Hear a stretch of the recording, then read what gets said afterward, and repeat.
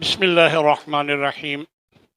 अल्लाहुम्मा सल्ली अला मुहम्मद व बारिक वसल्लिम। आज हमने 19वां पारा सुना है। इसमें सूरह फुरकान शुरू में है, फिर उसके बाद सूरह शुआरा है और आखिर में 4 रुकू सूरह नमल के हैं। हमने कल सूरह फुरकान के आखिरी 2 रुकू, पहले 2 रुकू क्योंकि वो 18वें पारे में थे, छोड़ दिए थे।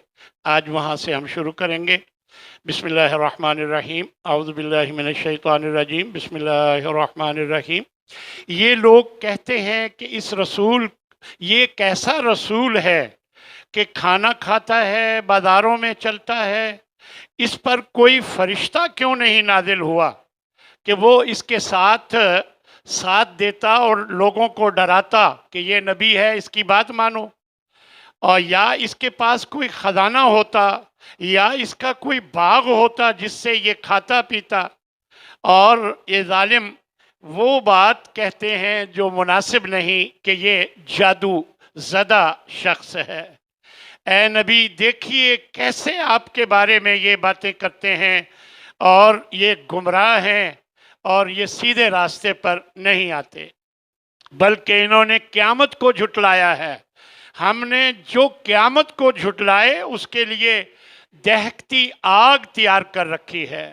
ये जब उस आग को दूर से देखेंगे, उसका बिफरना और उसका धाड़ना, आवाज़ें निकालना जब ये सुनेंगे तो ये बहुत परेशान होंगे और फिर इनको जकड़ कर तंग जगह में डाल दिया जाएगा।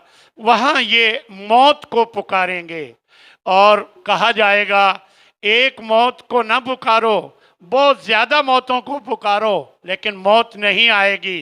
तो ये बात अल्लाह तबारक व तआला ने जहन्नमियों के बारे में फरमाई।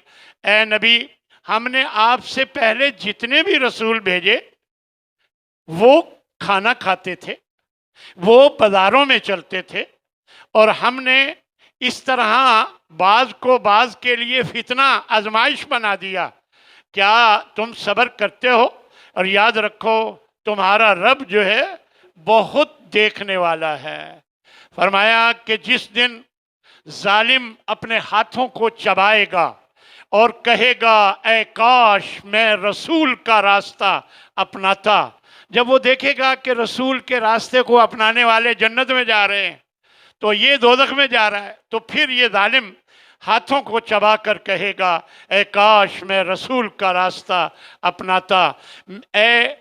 मेरे लिए या वैलता लैतनी लम अत्तखिज़ फुलानन खलीला, ऐ काश कि मैं फ़लाँ को अपना दोस्त ना बनाता, उसने मुझे इस ज़िक्र से गुमराह कर दिया, हालांकि मेरे पास ये ज़िक्र आया भी था।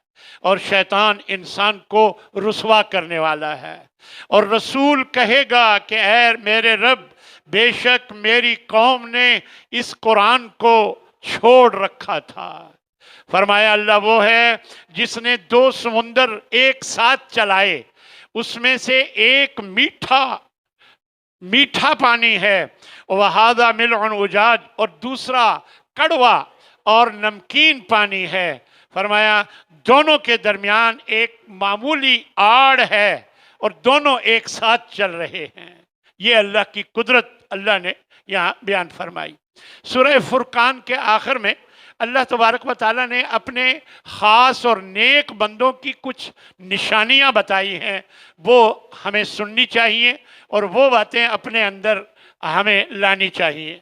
फरमाया कि अल्लाह के जो नेक बंदे हैं वो ज़मीन में आराम से चलते हैं और यानी अकड़ कर नहीं चलते। और फरमाया जब उनसे कोई जाहिल मुखातिब होते हैं तो वो बहस मुबाहसे में नहीं पड़ते, सलाम कहकर यानी बहस को छोड़ देते हैं।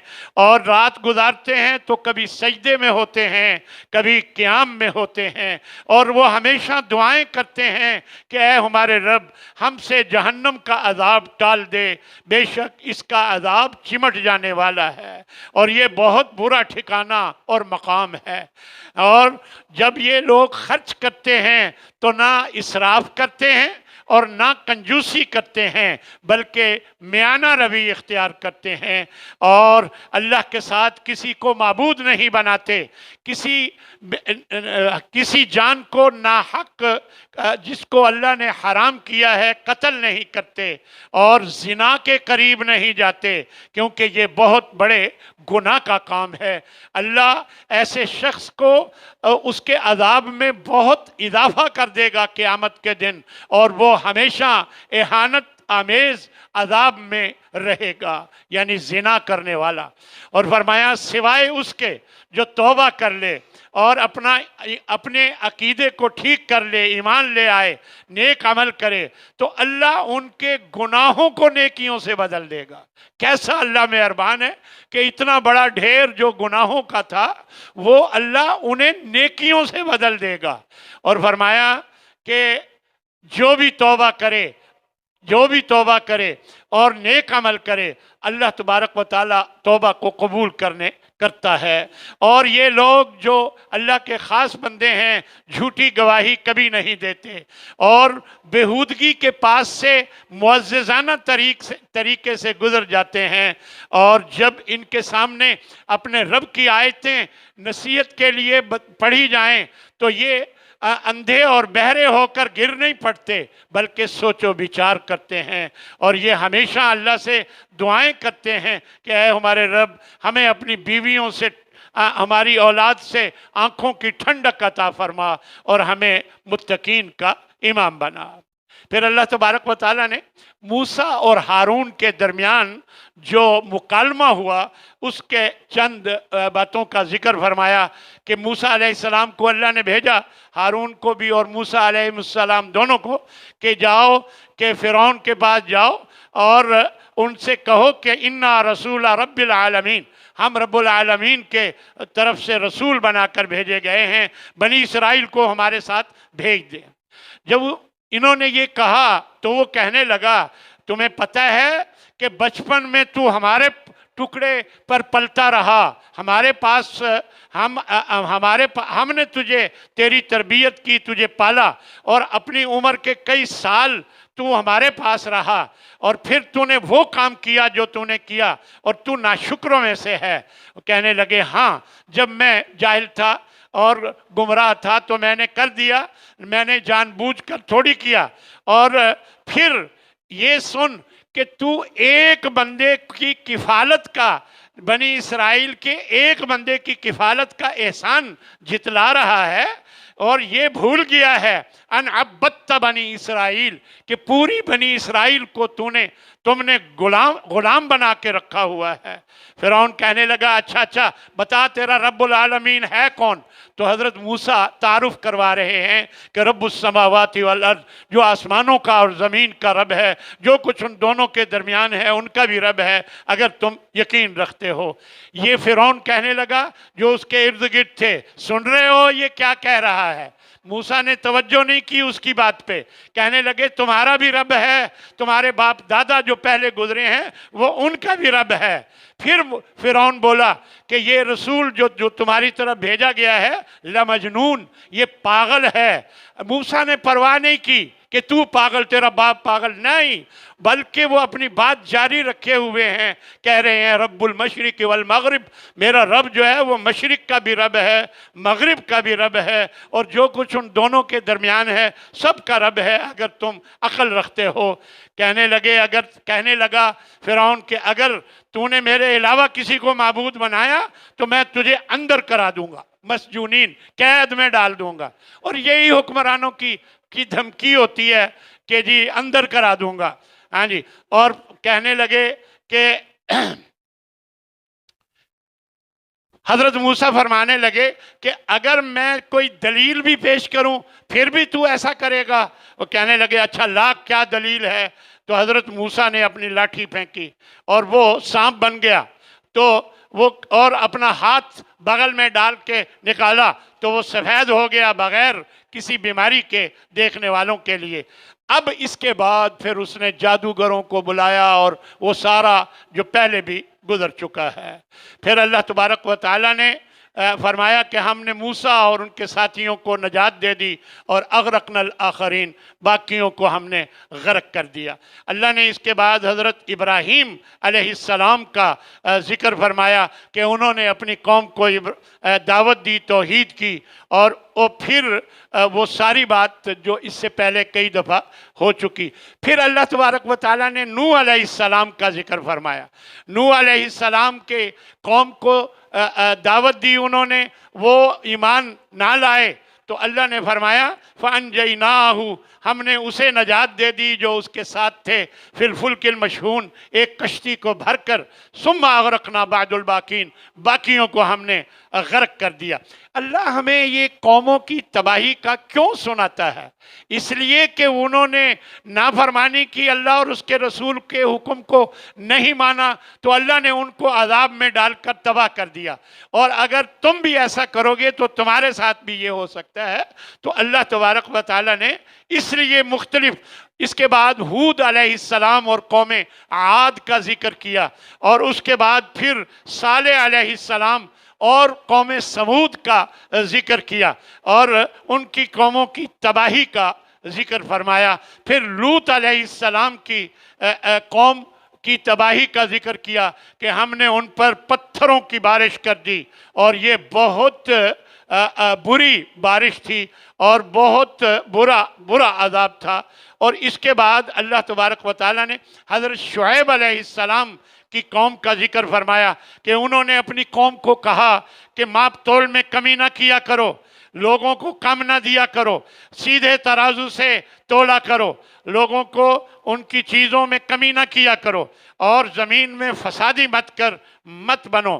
فَكَذَّبُوهُ، تو انہوں نے الٹا یہ کہ وہ مانتے، الٹا کہنے لگے فَأَسْقِطْ عَلَيْنَا كِسَفًا مِّنَ السَّمَاءِ إِن كُنتَ مِنَ الصَّادِقِينَ، اگر تو سچا ہے تو آسمان کا ایک ٹکڑا ہم پر گرا دے۔ اور حضرت شعیب فرمانے لگے ربی اعلم بما تعملون، میرے رب کو خوب پتہ ہے جو تم کر رہے ہو۔ انہوں نے اسے جھٹلایا تو ان کو عذاب نے پکڑ لیا۔ ان پر مفسرین نے لکھا ہے کہ ان پر 3 قسم کے عذاب آئے تھے قوم شعیب پر۔ ایک تو ان پر آگ کا عذاب آیا، آگ کے شعلے برسائے گئے، اور دوسرا ان پر زلزلے کے ساتھ عذاب بھیجا، اور تیسرا چنگھاڑ کا عذاب بھیجا کہ زوردار چیخ ماری فرشتے نے، جس سے ان کے کلیجے پھٹ گئے اور یہ اوندھے منہ گرے ہوئے تھے۔ پھر سورہ نمل میں اللہ تبارک و تعالیٰ نے حضرت داؤد اور حضرت سلیمان علیہ السلام کا ذکر فرمایا کہ ان دونوں نے اللہ کی تعریف کی اور کہا کہ اللہ تیری ہی تعریف ہے، تو نے ہم پر بہت احسان کیا، بہت سے لوگوں سے زیادہ یعنی ہم پر احسان کیا۔ اور اللہ تبارک و تعالیٰ نے پھر حضرت سلیمان کو ایسی بادشاہت دی تھی کہ ان کی بادشاہت صرف انسانوں پر نہیں تھی، چرند پرند جنوں ہر چیز پر ان کی بادشاہت تھی۔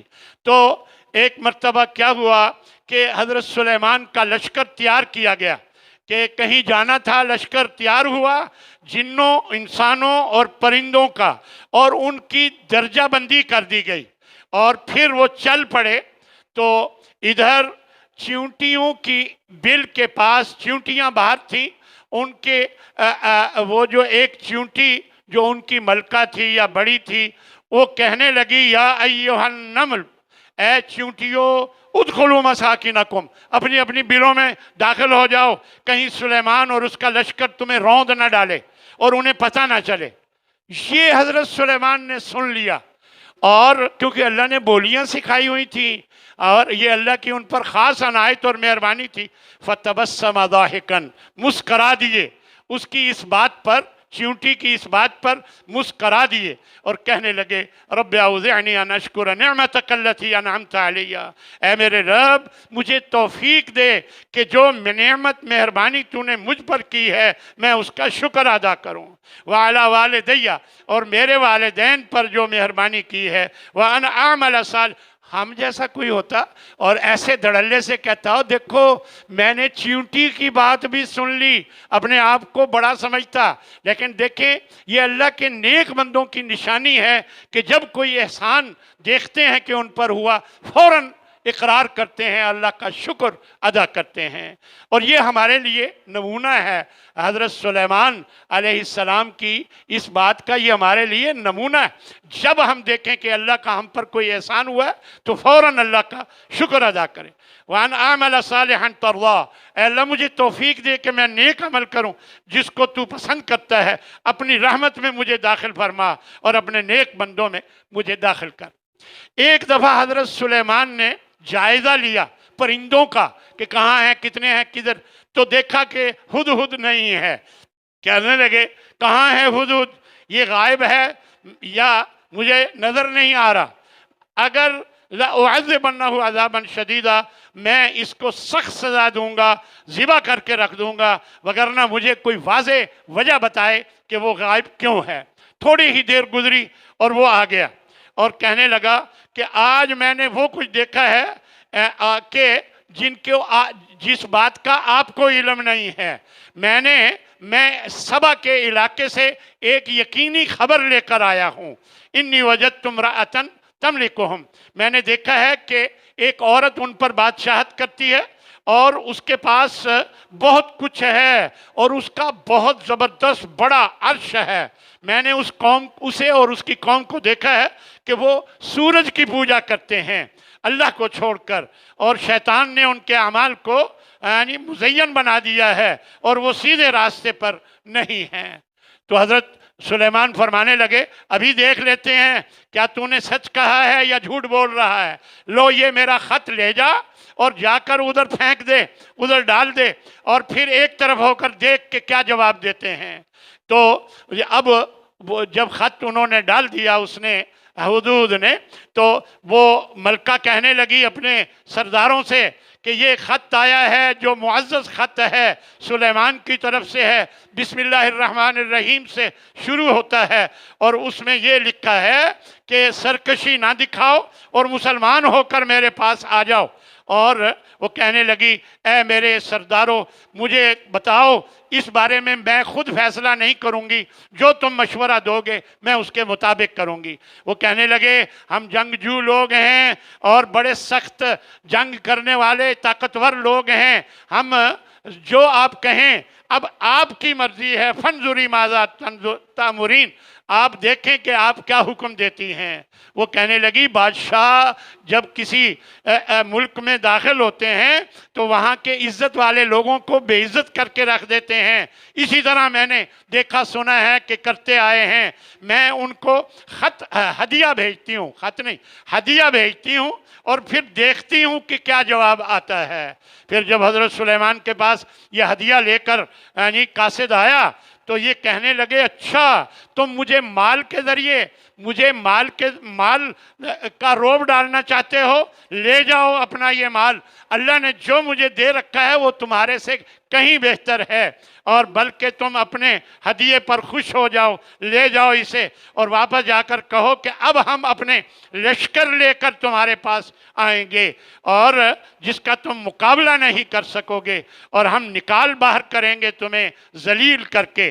तो अब ये फिर हज़रत सुलेमान अपने इर्द गिर्द जो लोग ख़ास होते थे उनसे कहने लगे, बताओ उसका जो अर्श है, ये तख्त, ये मेरे पास कौन लेकर आएगा इससे पहले कि वो मेरे पास मुसलमान होकर आ जाएं।